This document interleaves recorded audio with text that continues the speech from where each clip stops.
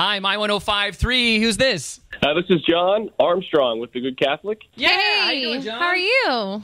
Good. How are you guys doing? We're doing great. I'm more excited now because I just watched your trailer and I'm in love with you. Amazing. She was Making noises. She was moved by that trailer. Well, I've got the writer-director, Paul Schulberg, here with me, as well as the star of the film, Zachary Spicer. So we're here to... Hi. We're glad you hello. Hi, hello. Well, we're glad you guys could find a few minutes to talk to us. We're talking with John Armstrong and talking about the movie The Good Catholic. It just opened up this week here in Evansville, correct? That's right. We opened it last Friday in Evansville. We play through Thursday. And we're also available on all the online platforms as well. So Amazon, iTunes, cable on demand, and all of that. So who wrote this film? That would be me. I'm Paul. And my father was a priest, actually. And my mother was a nun, and they met in the church and fell in love, and I was her third child. So it's based loosely on that. It's not the exact same story, but it is about a priest who develops feelings for a woman that comes into confession. When your parents saw the movie, what did they think about that? Were they moved because it was kind of their story? Well, my father passed away a few years ago, which is actually what led me to write this. But my mom, she's watched it about 150 times. Of course. She... According to her, it's the best movie of all time. So I feel pretty good about that. Unbiased review. Well, it's visually beautiful, no doubt. But I think that when I was watching the trailer, I was so moved because it's kind of trying to pick your passions. And sometimes you're passionate about something and then you kind of feel pulled to another direction. And you're kind of in that storm of what to do. And it just was so powerful. Well, thank you, and that's really that's the struggle of the main character in the film. It's all about, and that's why it's not just for people that are in the church. It's anybody that's ever had to deal with choosing, really following their heart or following what they think they're supposed to do. It's that struggle is at the center of this film. We're talking with John Armstrong and Paul Schulberg about The Good Catholic, a new movie that just got released here in Evansville.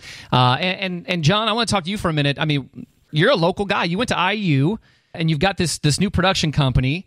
I mean, it's kind of a big deal that a guy from this region has got a major motion picture that's getting nationwide release. So just tell us a little bit more about I guess, the journey to get to where you are now. Absolutely. I mean, this whole thing is Indiana grown. My business partner is Zachary Spicer. Zach stars in the film. He plays Daniel, the young priest. He's actually sitting here to my left. We're both from Indiana. He grew up in Greencastle. I grew up in Brownsburg. My extended family is all from Evansville. So I spent my summers and holidays and Christmases going down to Evansville and being with my grandparents and cousins and aunts and uncles. Paul is originally from Lawrence, Kansas, but he went to IU as well. And we all met at Indiana University, and that's really the genesis of the whole thing. And that was about a decade ago. So we decided, as when our lives kind of reconverged a few years ago, to make this movie, we said, we got to bring it back home. We got to make it back home. So we filmed every single frame of it in Bloomington. And really? Every single frame is made in Bloomington. So how did you get Glover? Well, Zachary, my business partner, has had a very respectable career as an actor, several Broadway appearances and television appearances, and he had some industry connections to casting directors that a lot of filmmakers from Indiana don't necessarily have. And since we were really passionate to bring this film home, he was able to use some of his industry connections to get the script read by the right people. And because the writing is so good, the screenplay itself is so rich and the characters so fully drawn that when a good actor reads a good script, they say, "Who's making this movie and when can I do it?" Did his son Donald ever come to visit him on the set? Donald did not, but Danny's stepson Ramon did come to set, and actually we were filming in the dead of winter in February because that's when Danny was available. We had pictured this beautiful Bloomington fall with trees, and we got a barren wasteland of February. And it was his first time seeing snow. Who? He's from Brazil, Danny's stepson. So he literally made snow angels outside the set and thought it was the most amazing thing ever. I joke because I, for the longest time, thought that Donald Glover was Danny Glover's son for like a really ridiculously long time. an inappropriately long time, like last week. Well, I got to tell you, I was super excited to see John C. McGinley in the film as well. I was a big fan of his on Scrubs, and he normally plays this big tough guy, but when he does get tender, he does it really, really well. And there's a few scenes just from the trailer where you get that sense from John, and I'm super excited to see this film. Yeah, I mean, John C. McGinley is a force, and he, you better be prepared when you're dealing with him, or you will be JD to his Dr. Cox immediately. Did he ever call you a girl's name, by the way? I think he might have. I love it. I love it. I think I definitely was having conversations in my head. I'd look away and I hear the music every time he would, But he's so good in this film, and really captured the balance between humor and drama, and that's what he's known for, and he delivers so well. We're talking with John Armstrong, Paul Schulberg, and Zachary Spicer about the new film, The Good Catholic.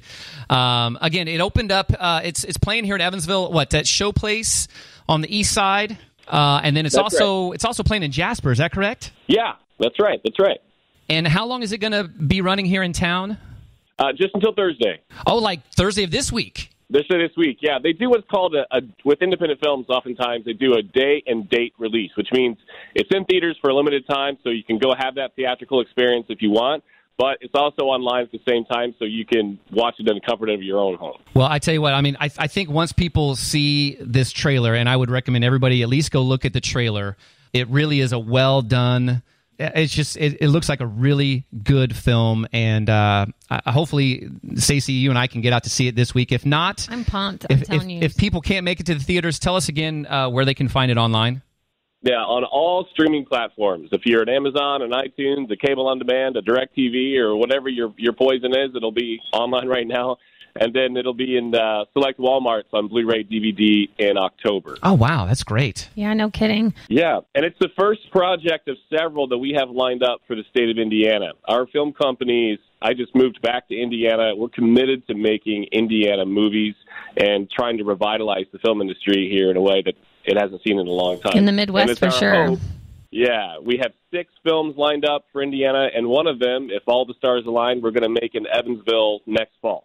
Nice. Very cool. And your production company is Pegasus, is that correct? Like the flying horse, but a pig instead?